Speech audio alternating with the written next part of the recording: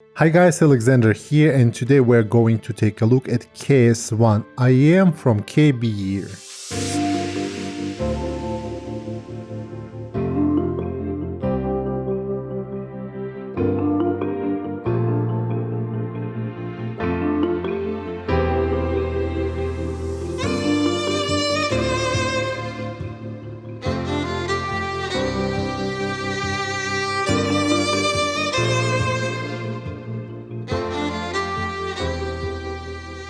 Hey, I'm Alexander, and this channel is dedicated to honest and comprehensive reviews of headphones, IEMs, decks, amps and microphones. If you haven't subscribed yet, please consider subscribing to my channel and don't forget to click the notification bell. The KS1 IEM was sent to me by KBEAR directly in exchange for my honest review. Thank you. I'm not paid to say anything good about this product, and all thoughts and opinions in today's episode are my own.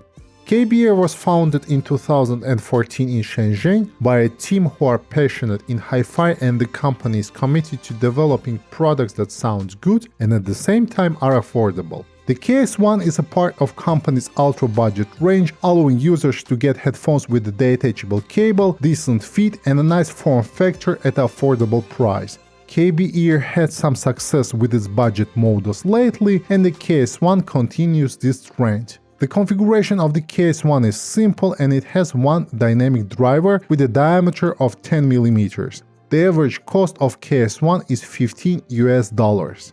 The KS1 comes in a typical for its budget box. It's a white cardboard box with a picture of the headphones on the front and a list of technical specifications on the back of the box. The package includes the headphones, a detachable 2-pin cable and 3 pairs of silicone ear tips. Impedance of IEM is 16 ohms and sensitivity is 109 dB per milliwatt. The KS1 is available in 3 colors: black, white and transparent. All 3 colors have 2 variations, with and without a remote control and a microphone. In this review I have a transparent version with a microphone, and you can see internals of this IEM through its case, which is kinda cool. The KS1 shells are made of acrylic, they're lightweight but quite durable, and if handled with care, these headphones will last you for a long time. The company logo is placed on the front side of the shell, and there are 2 ventilation holes on the inside of the shells. In general, the design of this IEM is quite simple, but they look stylish, especially the transparent version. Acoustic nozzles are made of aluminum and they are covered with a protective mesh. In addition, the headphones are equipped with 2-pin cable compatible with almost all 2-pin cables. The cable itself is 1.2 meters long and it ends with a 3.5 mm connector. The cable is 4-core and made of 4N pure copper. The cable is sheathed in black and the white connector is located relatively close to the chin, making it a bit less prone to tangling, although that's still an issue. 2-pin connectors and Y splitter are covered with rubber, and the 3.5 mm plug is a right angle plug. The cable is fairly light, works well and doesn't have a noticeable microphonics.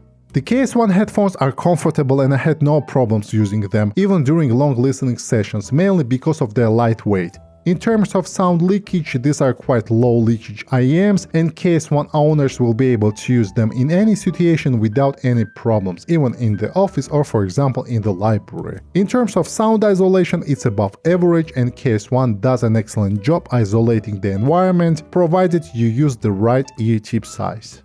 Now let's talk about the sound of these IEMs. It is important to mention that all the sound impressions that I'm sharing in my reviews are purely subjective. I tested these headphones with several devices. My music sources were a PC, FiiO X7 Mark II DEP with AM3A amp module, and also iPhone 6s Plus with and without external deck.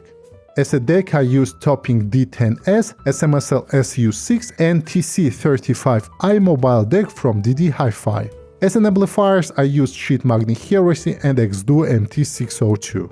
The first thing I want to say is that KS1 has a warm, V-shaped sound signature. The dynamic driver is well tuned and the KS1 has a very organic tonality, moderate brightness and enhanced low frequencies. At low frequencies, the main emphasis is on the enhanced mid-bass, which has a very sharp profile. On the other hand, the sub-bass is quite deep for most genres, but the character of mid-bass affects the overall feel and perception of low frequencies. The boosted mid-bass for sure will be appealing to those who love punchy lows, but if you're expecting clean and tight bass, then it's not the case. With the help of EQ, you can make the low frequencies more organic and controlled, but the textures and detail will still be a little lacking.